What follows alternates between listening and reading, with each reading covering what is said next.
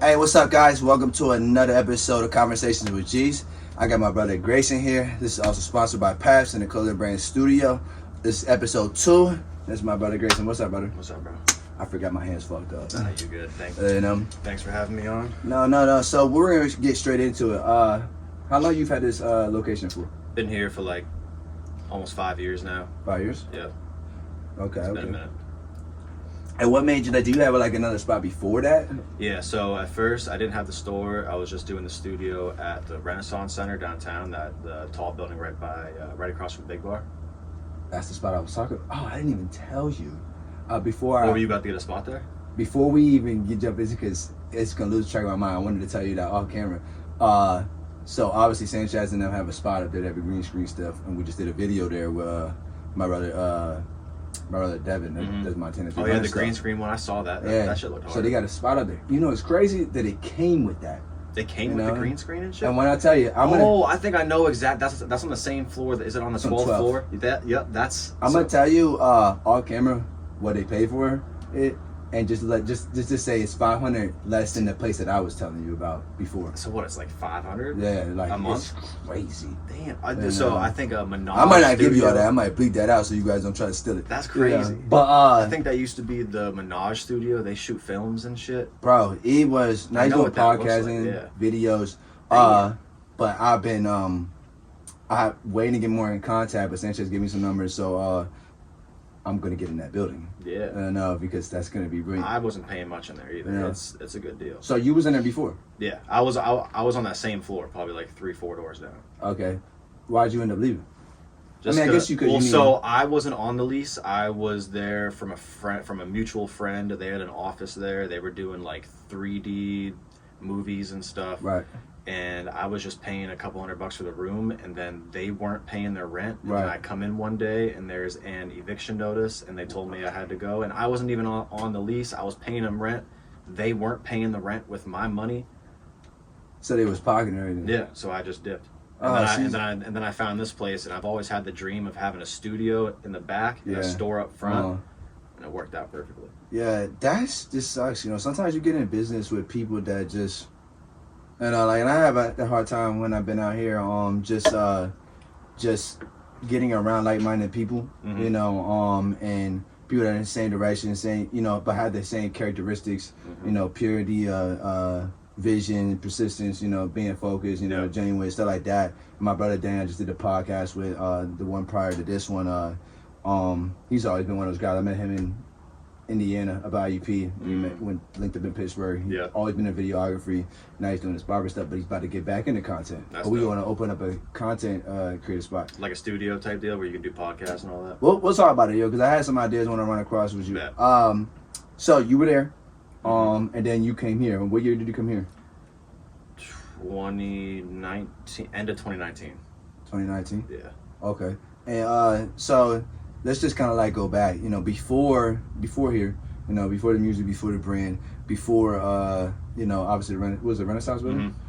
When did you decide that you wanted to get into, did you want to get into branding first or in the music, or how did that all kind of happen? It kind of just all came together as I went. Like, I had a plan, but I didn't have the resources that I needed to do what I wanted to do when I did it, so I just had to slowly build. I was always making music. I was always like recording myself, recording people, and then I linked up with Seiko. From Pittsburgh, yeah. My brother Seiko, yeah. And he came down here to Erie and helped me set up the studio. He gave me a lot of sauce and a lot of free game, and then that's when I started the studio there. And then when I came here, I was just gonna do the studio here, put it back here, and then still have this whole storefront up there. Right. And I always wanted to make clothes. I've always been sewing, so I just decided to use the same branding for the studio and the clothes and just put it together. And you kind of taught me how to. I didn't know how to do none of that. You should see that sewing machine now. Have you been using it? I don't want to cap. I haven't, cause I know my mind has been like it's been all over the place, you know. And I'm not in an environment for me to really get busy. Like, everybody's like, when you gonna bring back Swavy and everything? It's like more 2025, because I got something else I'm launching. Yeah. You know, with another brand, another water company. For here and there, things just learn, but I am pretty good at what I'm doing. I just been making little scratch pieces, not something I will put on. But now that thing's stickered up. Oh yeah. That thing there looks like it's supposed to be in there now, you know. So you started the music first and then got into branding. Mm-hmm. So when I was in high school, I tried to start a brand, just made some hats and shit. Okay. And I didn't really sell any of them. I just ended up giving them all away. So I've always had the idea in the back of my head to do both, to do music and clothes, and then somehow find a way to tie them together. Right. So, yeah. And over time, things just kind of like came together. Mm-hmm. Cause it seems like you know what you're doing. Like, there's not a lot of guys that's here that's doing that, especially with the music and the brand. Obviously, in the bigger cities, yeah. Right. You know, but as persistent and consistency and actually putting out the quality stuff, like you're doing the bags and you're stitching the bags yourself. Yeah. You know, I'm trying as hard as I can. It's hard sometimes because it's just me. I don't have any help. You know. Right. Like, I've been thinking about finding a partner, but it's just not worth it. Yeah, it seems like you've been, you know, and you're big into the vintage stuff too. Mm-hmm. You know, vintage is a big thing right now. It's coming up. Especially in this generation now. Like, we bringing everything back. Like, I seen something earlier on Facebook. It was like Shop It in 1981 or something. Mm-hmm. And I seen, it was obviously Dickie suits. It was Sean John stuff. Yeah.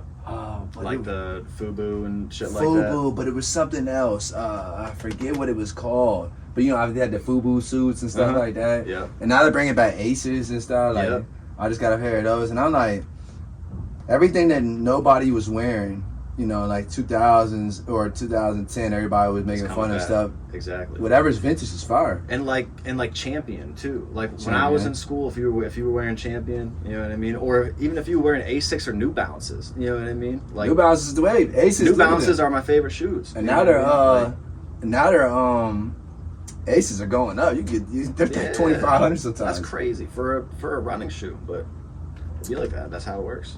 By the way, guys, shout out Get-Go, because that's the only place I get tea. You know, now they go bad, but they go bad. Like last year, I had lost my voice for a little bit. You could already tell my voice is raspy. You know, and I had lost it. You know, maybe it was the bad woods, maybe whatever it was. You know, so I turned to tea, and when I started drinking tea again, I started going to Get-Go. You know, but I get that with the honey, like 4 or 5 honeys. You know, got like honey in it. Little future cup. You know, and before we get into the studio, because we got a studio session, I like to get my voice, you know, all right, because like I said, my voice is like super raspy. So shout out Get-Go, you guys got some pretty good tea. Do you fuck with Get-Go or Sheets more? Either or is better than Country Fair. Oh, 100%. You know, 100%. You guys only got Country Fair and the Quick Fills and the 7-Elevens, but I would say... Actually, they just got sold out to 7-Eleven. Wow. They're all going to turn into 7-Eleven soon. Get-Go? Yeah. There's not going to be Get-Go's no more. Y'all are wow. So I love Get-Go. You know, I love Sheets. And I'm in back and forth because with points and stuff like that. Either one, whatever one's closest, I'll go. Right. Sheets has always been around. There's nothing. Food's better at Get-Go. Oh, 100%. I agree. You know, I think the food's better at Get-Go, like burgers and stuff like that. I wouldn't mind drinking tea in there, but I never do. I always go to Get-Go. Get-Go is just, maybe it's the colors. That could have something to do with it. The blue compared to the red. She's been around forever. Yeah. I like being at Get-Go. It's like almost like going to like Chick-fil-A over Popeyes. Yeah. You know, but, I actually just had Chick-fil-A for lunch. Yeah. Yeah. I was eating it so much when I got here. Chick-fil-A and Chipotle. Chipotle, I still have that twice a week. I'm so like, I'm trying to change it up, but like now I'm hitting the gym and stuff, and I'm like, I was like, let me then I'm eating Chick-fil-A, and then I realized all the other stuff that's in it, and then I'm eating Chipotle. I'm like, I'm so tired. I was eating it every day, and like compared to everywhere else, Chipotle is better. Yeah, 100%. And you could go to Moe's. I haven't been to Moe's in years. I tried out Moe's, you know. So you were doing the music, where you got into branding. You've always been a producer. I know you. What's up with the album? I know you got an album. Did you put it out? No, I have it. It's ready to go. I'm just trying. I'm just waiting for the right time. I'm trying to put some ads together for it. And I've spent a lot of money and time on it. And I see so many clients that come here to record. They record a song and then they drop it the next day. And nothing happens. You know what I mean? I've just put so much time and money into it. I just don't want to waste it like that. But at the same time, I've been sitting on it for so long. I'm almost to the point where I'm going to be like, fuck it. I got to drop it and then just work off of that. Yeah, because sometimes, talking about Twins, I got a podcast coming up with them soon. They're big into streaming. I had a conversation with him at the Plymouth where we get caught up in these situations where like I'm someone that learned from my brother Nano in Miami, crypto.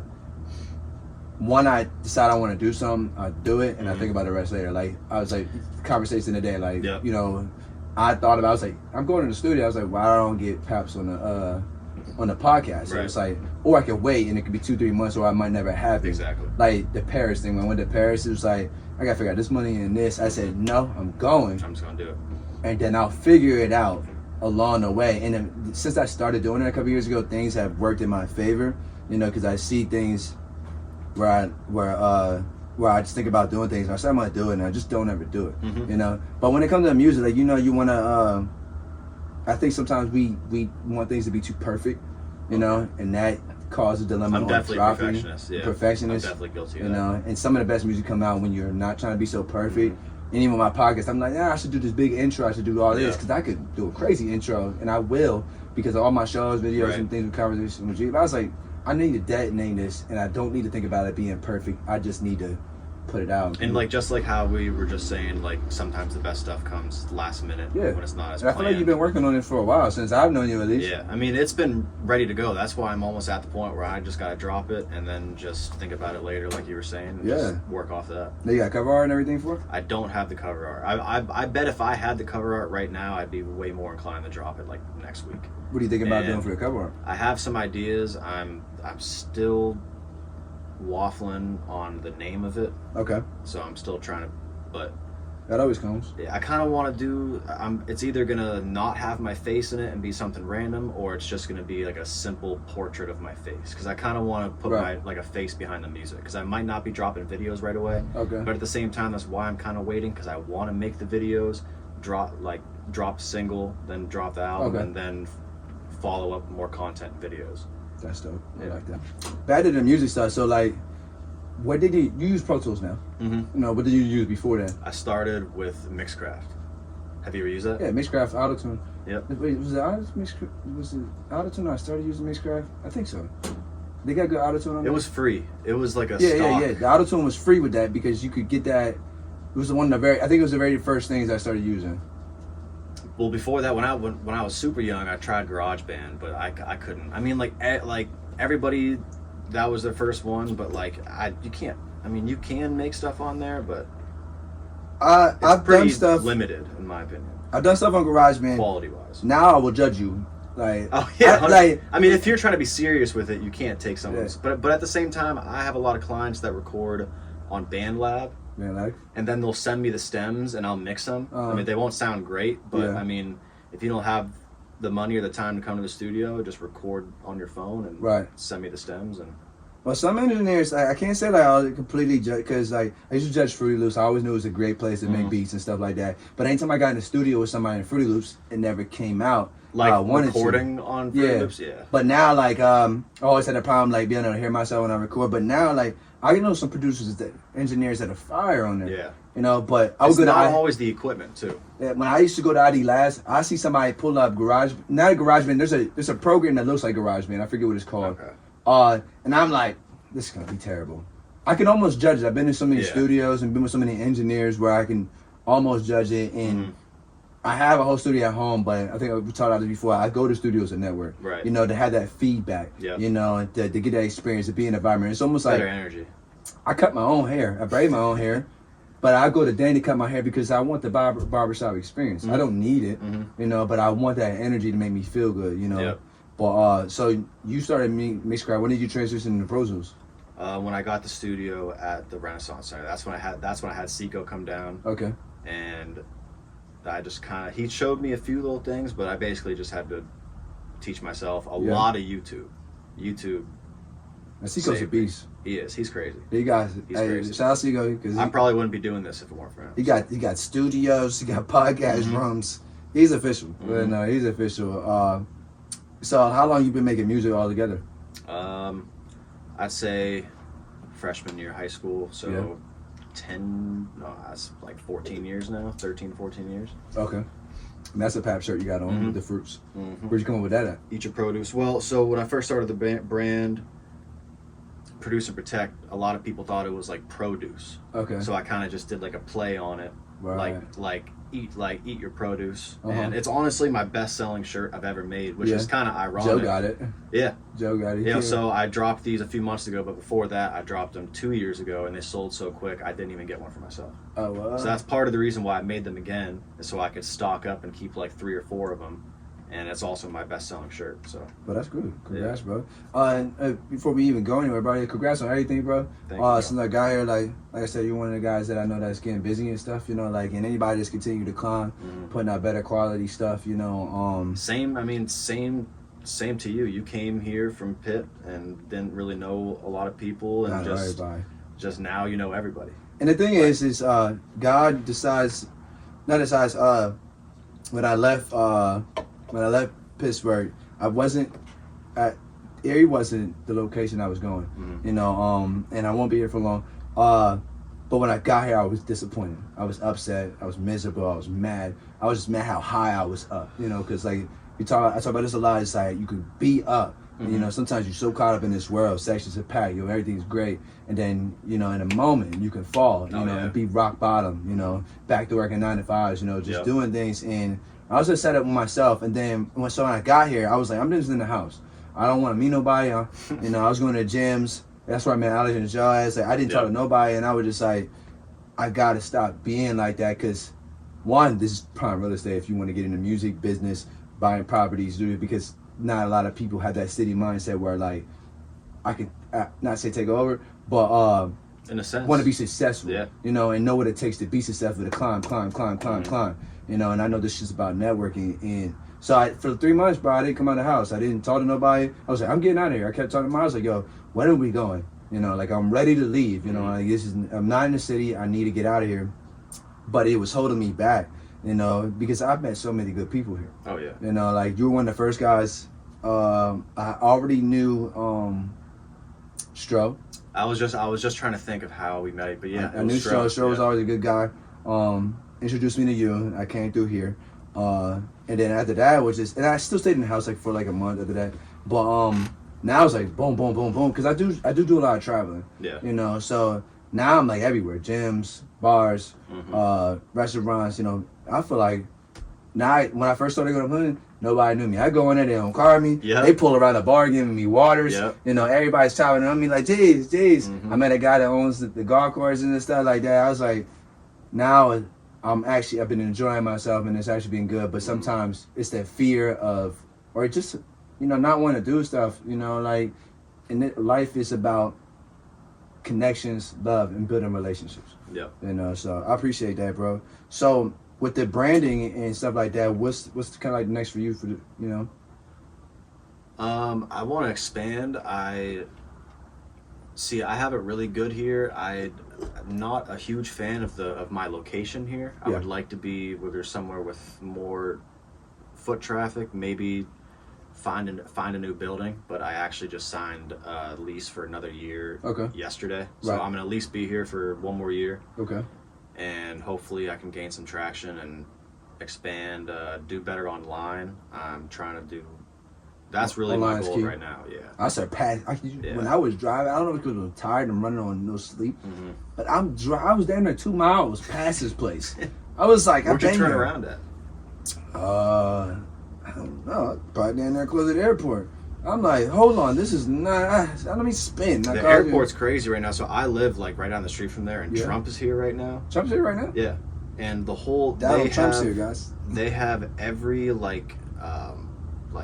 every dump truck or whatever, blocking the view of the entire airport, so nobody can even see who's like coming in or out. And my girl works at the hotel that he's staying at right now. Yeah. When's the I'm assuming he's speaking. Where is he gonna be speaking at? I don't know. I'm thinking it's at the place probably where at the convention center. But he's staying at the hotel right now, and she works in the kitchen, and the Secret Service is so tight, no one's even allowed to go outside for like a smoke break or like. Somebody was just talking about Donald Trump being. I didn't put 2 and 2 together. I knew he was coming because I know my Kamala Harris came, or maybe she came already. I don't know. They love Trump here though. They be down at the Erie Lake joint, and they got the Trump side. They love him. There's signs everywhere. I never get into politics. I don't get into politics, and I don't get into religion. I'm also someone that don't have a strong opinion on either or. I do have those conversations. I just don't do it on camera. Yeah, you know, I but agree. I just don't have a strong opinion on anything. I'll either say, yeah, I'm like this, and you say like this. But I know some guys will be like, what? We can't be friends. I know. I Honestly, that's one of my biggest pet peeves. I mean, like, most of my family and friends, we do not agree on that stuff, and it does not matter to me at all. It does not matter to me at all. Because everybody's gonna have that opinion, but some people just be like, they're strong on it. Unless you're a danger to me. Yeah. Whatever. Like, then some of my brothers are big Cowboys fan. My brother Ski was talking. I'm a Pittsburgh fan. He's in the Cowboys. That's a little different. No. Yeah, he was